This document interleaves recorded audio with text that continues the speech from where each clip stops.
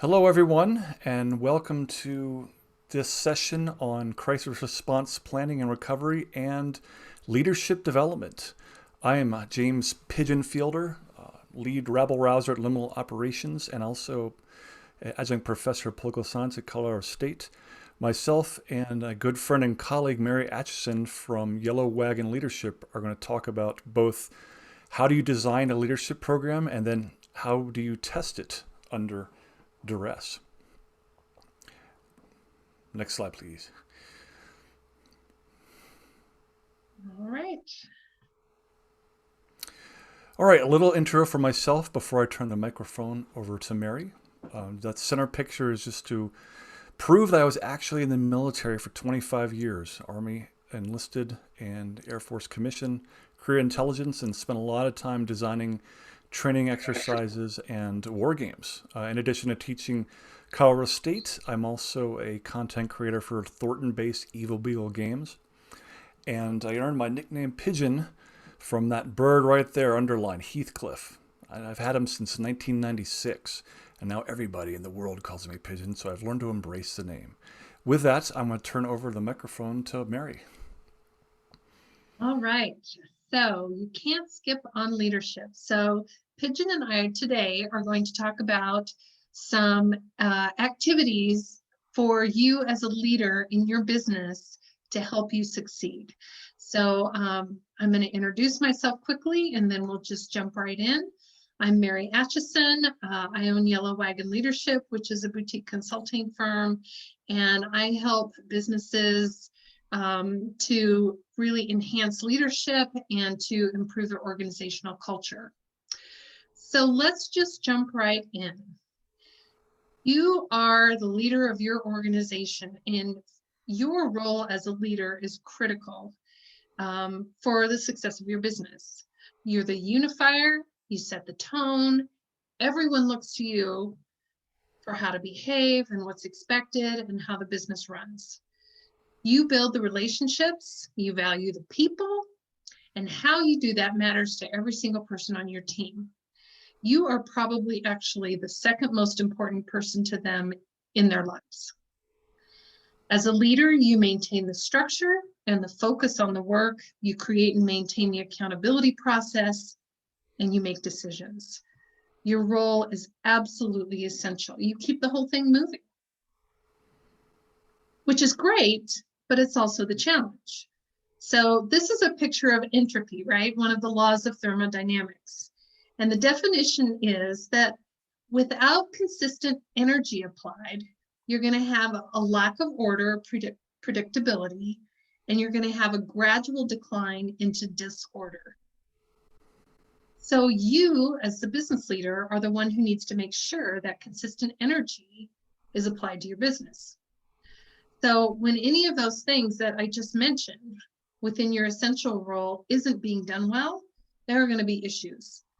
What kind of issues? You're going to have the wrong people getting hired. You're going to lose customers. People feel unappreciated. People don't know what's expected of them. Your goals don't get met. Metrics can fall apart. People abdicate their own role, or they step in and assume somebody else's role and responsibilities. There's just a lack of clarity. This is when you get drama, and it's when people leave. And the thing is, you can't just do it once. There are things that you have to do, continue to do, and evolve over time. It needs to be consistent. You're the person who keeps the system up and running and moving forward. And this is critical work. And it's so easy to focus on all the other things that have to be done, but you know these things are important. And so it's easy to feel constantly overwhelmed and inadequate. This is your baby, and you know that you need to nurture it and maintain it, but there's so many things to do every day. So, you need to be working on your business, but it's really easy to get sucked into working in your business. So all the things have probably been on your to-do list for months, but you never get to them, and you feel guilty and you feel overwhelmed. Well, today, Pigeon and I are going to walk you through some things that are really crucial for the care and nurturing of your business. We're going to talk about what each piece should consist of and how often you need to do it. And once we do this, you can put them on your calendar and forget them. You can forget them because you know that you already have time planned to do them. So here are the things that you need to regularly pay attention to. Of course, in addition to all the other things that need to be done in your business. And we're going to talk about each one of them. The first is you are the keeper of the vision and the values. If you created this company, you've created a vision. What are you trying to accomplish? What's the mountain that your company is trying to climb? Why is this mountain important? People want to work on goals that are important and meaningful and make the world a better place. So what is your goal? How are you making the world a better place? Is your goal to expand market share by 25%? Is it to build amazing energy efficient businesses? Is it to be the most sought after engineering firm in Northern Colorado? Is it to win the Team of the Year award? What is your vision for your work? For example, I know a coffee shop whose vision is to become the community's living room, where people can relax, catch up with each other, and feel comfortable. I know another company who takes ideas and designs for energy conversion and they make them more efficient. So their goal is to make things that run on dirty energy into things that run on clean energy. That's their vision. So why is it important to have a clear, articulated vision that your team buys into? It really helps you make better decisions. It provides clarity. A strong vision helps you hire people who buy into your vision and want to help you achieve it. It reduces conflict and really gets everybody moving in the same direction to help you reach that pinnacle. And it gives your people a purpose and a reason for doing what you're asking them to do. Employees really want to be working towards something. They want to add something, accomplish something important, and for what they do to have meaning. And this really requires having a strong vision for your business and communicating it regularly. And the reality is, just like having a clear vision, you can't afford not to have clear values. Your values are what define your business for you and your team. They create your culture, good, bad, or ugly. So let's get to know them, understand them, and think proactively about how you want your values to be reflected in your business. If you aren't proactive about your values, they're going to happen anyway, and they might not be the ones you really want. Values are so important. They create your overall culture. They communicate what's important to you in running this business. They're your rules of engagement with each other and with your customers. And they help you create company alignment by inspiring people to action. And then you have to translate them into action. So for example, if you have a value in your company of environmental sustainability, you have to ask yourself, well, what does that mean that we do here? We might recycle. We might, equip the team with an e-vehicle. We might, make sure that the inputs that we have in our manufacturing process are clean. So you have to think about, well, if that is our value, what does that mean that we actually do? And then the other question to ask yourself is, what are some things that means you don't do? So again, you don't, host picnics with plastic utensils. You make sure that you don't, have dirty inputs into your processes. There are all kinds of things that having a value in your organization means that you do and you don't do. And you use your values to help you make decisions. You, as the leader, need to live your vision and values and communicate them positively on a regular basis.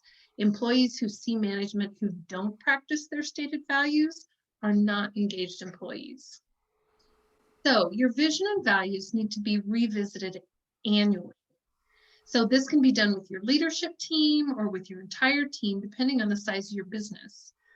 But you really want to ask your company, does the world still need this vision?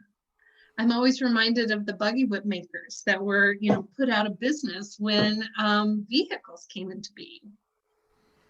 Do we need to modify our vision?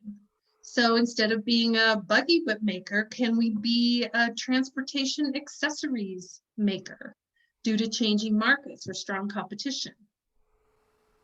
Is our vision still running strong? Do our values still fit? Are we living them? Your vision and values need to be revisited on an annual basis, and they need to be reinforced at least monthly with your team. You can do that by calling out people who exemplify your values. You can talk with your team about what those values mean to you. And by emphasizing the vision of your in your communication some way. You can talk about this at your annual meeting and then revisit it monthly and just schedule that. When you're going to do it, is there a staff meeting, a team meeting? How are you going to communicate about your vision and values with your team? The next essential piece that you need to keep healthy are your systems and processes. And these are the tasks that you and your team do every day to achieve your vision and your goal. So you started your business and developed the way that you provide your products and services to your customers. And then as your business grows, you develop systems to be an employer. And all of those systems and processes need to be reviewed on a regular basis to make sure that they're still the best way to get the job done. And this also includes the tools that you use. Think of all the systems and processes you have in your business. What are some of them? You have your sales systems, your software systems, communication processes, HR systems, manufacturing systems, shipping, workflow processes. It could go on, and it feels really overwhelming. So these need to be reviewed regularly because what you're using might be out of date. There might be better or newer ways to do the same thing, like more efficient software programs, newer manufacturing processes, or even new HR laws that require new practices. There might be inefficiencies built in that you might not realize. So one business owner I worked with had a backup data system for her data backup system, and her team was entering things 3 times in different places. And that practice had evolved over time, and she didn't realize how much it was costing her. So in checking out and revisiting her processes, she was able to streamline that. There might be steps missing, leading to you to lose information or time. And the system or process might be clunky, and it can be streamlined. So another company that I worked with had poor communication systems in place between sales and manufacturing, and they were always butting heads with different priorities and practices. And that really created unnecessary conflict that kind of drove everybody crazy. And so they needed to revisit that and start talking about how to make that better. You also want to revisit it because your business might have changed. Maybe you've doubled the size of your business, but the processes have remained the same. So you want to make sure that they're still meeting your needs. And then do you have the right tools to get done, whether it's software, tools, company credit cards, cash register systems, whatever it is it what you need to get your work done with as little hassle as possible? And by doing all of those things, then your employees can be engaged. Like some computer programs are ridiculously complicated and paperwork can be overburdensome. Trying to get approval from everyone in the company can be silly. Do these systems make sense to your team? All of this sounds super overwhelming, but it doesn't have to be. So there are a couple of different ways to do this. One might be to make a list of all the systems you use in your business and look at them once a year. You can assign someone to be responsible for auditing that particular system once a year, and then make a recommendation to you about how or if you need to update it. Or you could use that same list of processes and systems and break them up month by month, reviewing maybe 2 or 3 a month. Either way, Once those things are on your calendar, you put them on your agenda and boom, you're done. You've looked at it, you have taken the time, you know it's coming up. So hiring is probably the most important thing you do in your business. And if you hire well, everything else is so much easier. And your employee retention efforts begin right during the hiring process.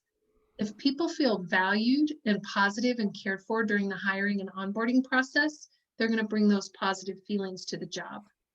And especially if you're growing quickly, having a clear, defined hiring process is going to save you time and headaches and keep the process consistent across the company, no matter who's leading the hiring process. So you want to audit your hiring and onboarding process at least once a year to make sure that it has all the components that you need to get the right people in the right seats on the bus. Next is creating a culture where employees are engaged. It's a critical aspect of leadership. And why does this matter? Because when people aren't engaged in their work, they stop caring about their work. You lose customers, you lose money, you have turnover. Research has showed this time and time again. When people are engaged in their work, they want to help you succeed. They work harder, they're more creative, they're happier, they complain less, and they buy into what you do and what you want them to do. So there are several steps involved in employee engagement. You need to foster a good relationship with your team. They need to know that you care about them as people, as human beings. And this means at least once a week, talking to them about something other than work and listening to what they have to say. It means regularly taking time to learn, to ask about them and their lives and things that happen outside of work. This also means you want to schedule probably a quarterly team building or social event to pull the team together to have fun together. And this also means that they know you value them as employees, that you appreciate the time that they are spending in their career to help you achieve your goals and to succeed.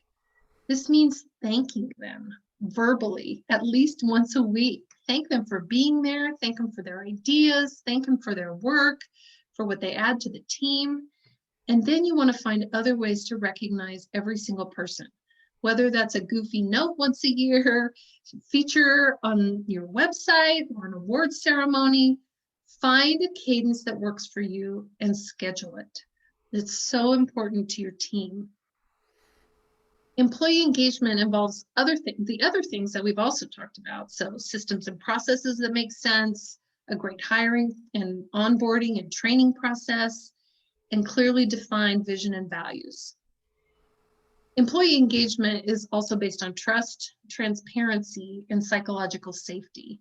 And this is an ongoing process that each of us does to keep our relations clean and clear of issues, effectively resolving conflict as needed. It's constantly acting on our stated values and being a reliable and dependable partner on the team. And it's communicating what's happening related to their job and the company so that people know what to expect. And then finally, once a year, typically not in the annual review, you want to conduct a stay interview. You want to meet with each person or each of your direct reports and talk about why they stay at the job, what could be better, how this job fits into their overall career path, how the job could be better for them. You want to know why they stay and how to make it an even better experience for them. And finally, you are ultimately responsible for performance management. Now, each person in the company should have an annual performance goal, should have annual performance goals that they're working towards. And these should be set every year, whether during a performance review or on their date of hire. So that's done once a year. Then you want to make sure that each person's having a regular one-on-one check-in with their supervisor, whether it's once a week, every other week, or once a month. However often it occurs, these are absolutely important to performance management, because it's during these meetings that you ask about their work, how it's going, any obstacles, how you can help. You ask about how they're doing, if they're having any challenges on the job itself. You can check in on how they're advancing towards their annual goals. You can ask them, are you giving them what they need? Do they have any feedback or suggestions for you? Are they having any issues they want to bring up? You want to truly listen with an ear toward making sure that they have what they need to do the job. And then when problems in their performance occur, if they occur, you want to bring it up as soon as you can. Say something like, I noticed this happened. What's going on? You work together to figure out what training is needed, if it was an honest mistake, or if there's something else going on. You work together to make a plan to get things back on track. And then you follow up at your next regular check-in. And then when it's time for an annual performance review, which of course you want to do at least once a year, you've already talked through any performance issues that have come up. You've resolved them, or at least you're working in that direction, and you can review the year, thank them for their great work, and set goals for the next year. So once you schedule these things, then you've got a system in place to keep the ball rolling, and that's going to help your business succeed.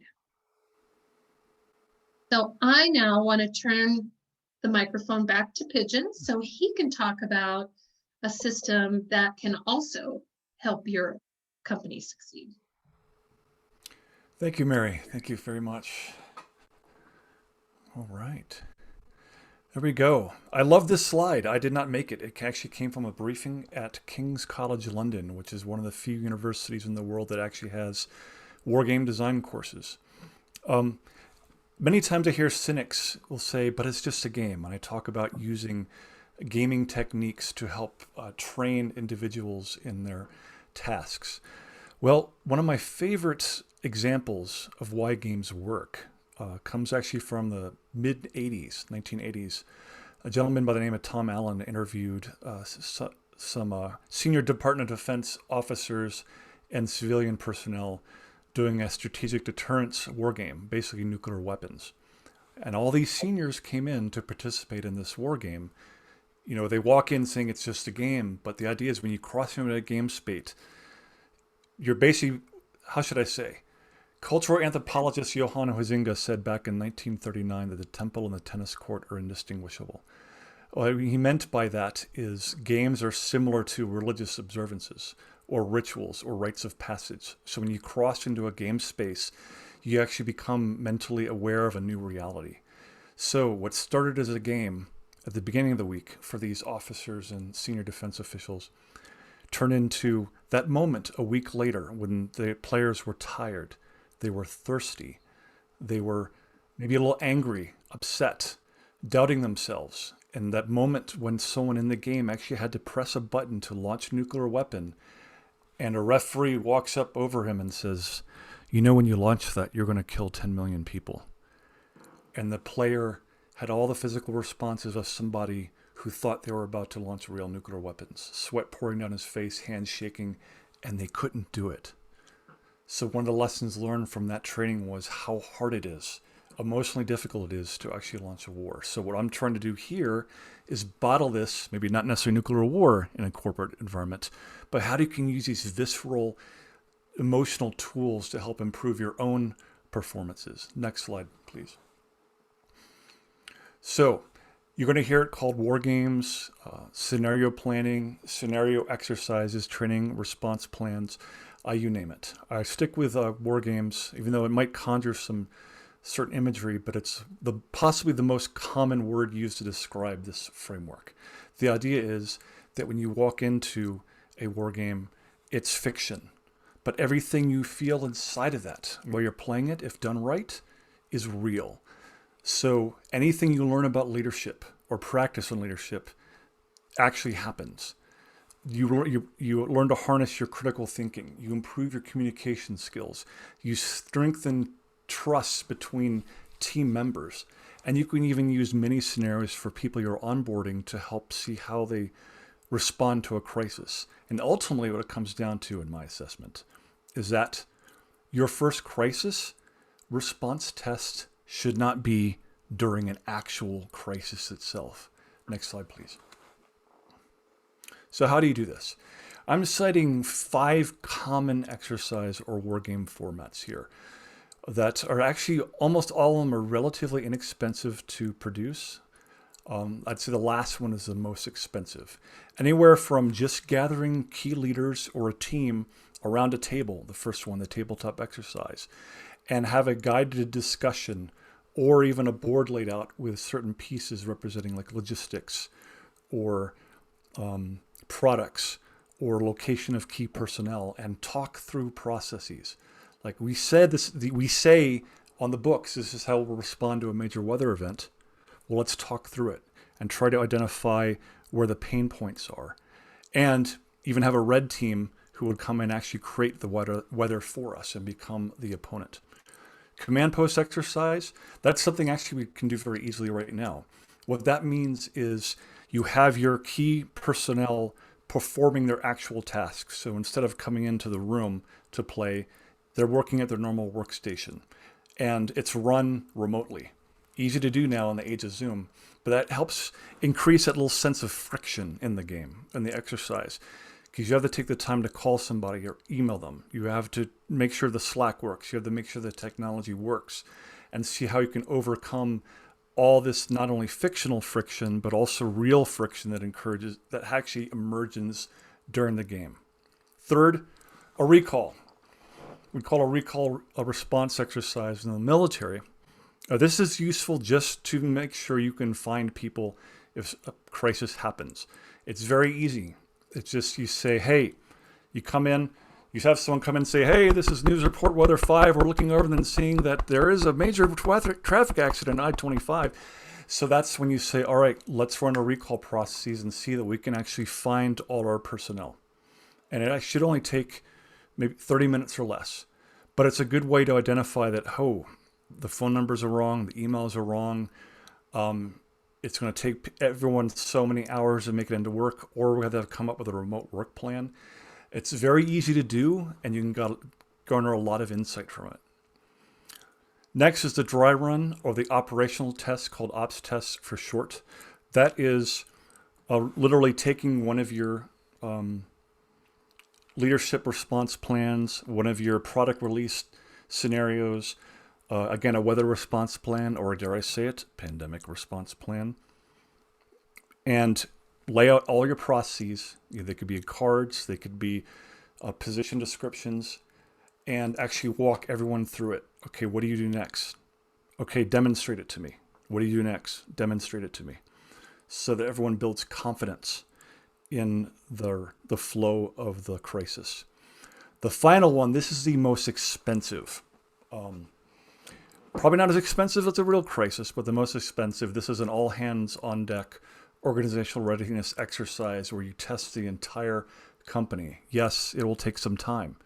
It'll cost a little bit of money, but I can guarantee my body weight in cheap birdseed that it's likely going to be cheaper than realizing you do not have a plan to respond to something that actually occurs. Next slide, please. So, how do you then get players or participants into the game space? You'll hear it called liminality, you'll hear it called the magic circle, you'll hear it called synthetic experience, or even presence. This is the idea that the person has psychologically transitioned into the ritual space, or in this case, the game space. What you're trying to do, even in a tabletop exercise, is to create a sense of stress, uncertainty, the feeling that they're actually going to fail, that they have to overcome their fears and react to a situation. You'd be surprised that how many people they come into this thinking this is going to be, again, child's play, but in the middle of the game, you can see all the emotional responses playing out in their faces. You can see them arguing with each other to figure out what to do next. And now you start adding on the extra layers of complexity, or should I say, environmental stressors. I categorize these under 4 concepts: dispossession, temporal, spatial, and sensory. Dispossession is just simply taking away a key resource that the team members need. It could be something simple as, hey, there's a cellular phone outage and no one can use their cell phones right now. Or something silly like the men's bathroom plumbing is backed up and there's a flood on the 3rd floor. Because now it becomes a red herring that the team has to respond to. Or the big one, I'll be talking about the single port of failure. What happens if your entire email server exchange goes down? Everything. Do you have a plan B to overcome that? Next, temporal, time. That is either lengthening it because it gives players a sense of complacency, or shortening it, which makes them be afraid that they're going to run out of time. For example, a classroom game I designed at the Air Force Academy a few years ago, I came in and said, all right, everybody, you only have 15 minutes to complete this task. Now, inside my head, I'm like, it's only going to take them like 5 minutes to do it. But the physical act of saying it, what are we going to do? We only have 15 minutes.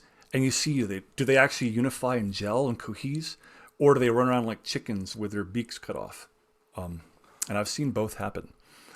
In addition, I advise if you're using temporal method, never say how many rounds or turns your exercise is going to be. Because if you say it's going to be 3 rounds long, then the 3rd turn, everyone's going to do something crazy, which can be cool, but maybe not what you're looking for. That uncertainty of not knowing when it's going to end makes sure that they go through rationally as they should in their actual normal processes. Spatial, goes back to the command post exercise. This is where you're actually distributing people physically. It could be inside the building, like, okay, I'm going to put you all in one office, you all in another conference room, or on Zoom. I've done actually a few games over Zoom like this, where you're actually distributed over a wide environment. And again, by spreading people out, even something as simple as putting them on another side of a wall, it creates that extra bit of friction that they have to overcome. How fast can we communicate? Do we have alternate communication methods? Is there a breakdown in our communications processes?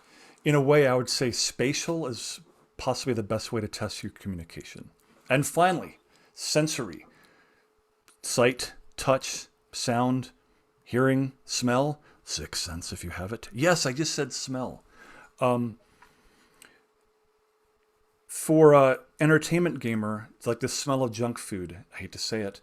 It might be enough to conjure up memories of playing a game from 20 or 30 years ago. For touch, turn the temperature up in the room just a little bit, or turn the temperature just down just a little bit, so it's a little uncomfortable. Not crazy, but enough for people to notice, to have that emotional and physical response. Sight. I can make my room look a little creepier, make it seem a little more otherworldly, dim the lights, make things seem a little more sinister, sort of like the pictures you see in here. It transports people's minds to an alternate sense of reality. And 4 techniques. I'm going to give you 4 tips for right now that you can use immediately to test your folks, free of charge. Next slide, please. The first one is this is actually my running for number 1 and number 4. Those are my favorite ones to use. This one is just so simple. It's just you come in and say, you don't have access to a critical resource. This is dispossession at its finest. No phones, no computer, no Post-it notes, the coffee machine is broken, all that sort of thing. And you're basically seeing how well people can look at their plans, see if they have plan Bs and follow up, or if they don't, lesson learned. We should put in processes to overcome this event should it occur. Next slide, please. This is the big one for dispossession. This is a critical failure somewhere, either outside of your control or inside of your organization. Outside might be, it could be an earthquake. It could be a vendor just saying, hey, we found a product defect in this part that you need to use for your part, so we have to recall all of them. Again, it could be loss of your entire email system or your entire database. Or let's say you're actually replicating a phishing attack where you're now being charged a Bitcoin ransom and you can't access your files if you don't pay the ransom. What do? That sounds out there, but it has actually happened to organizations. Notably, a few years ago, a hospital in Pennsylvania had all their records hacked and held ransom. And it took them a lot of time and money and reputational capital to overcome that. Next slide, please. Now, I kind of grit my teeth because this word is used wrong everywhere. It literally means from the Roman Empire, 1 of every 10 is killed. It was a form of punishment. But now you see it used to mean destruction. So we'll run with that. This is, you come in to do an exercise, either could be the tabletop or a command post or distributed, and you say, all right, the CEO is out, sick. The CFO has a bad case of the trots. We cannot get in contact with the CIO. Basically, you're removing people from the picture, and they cannot participate. So now the team has to get together and go, all right, we are missing all these individuals. Some we can't get in contact with. What do we do to ensure our operations stay online, or at least we can go into warm standby to protect our operations?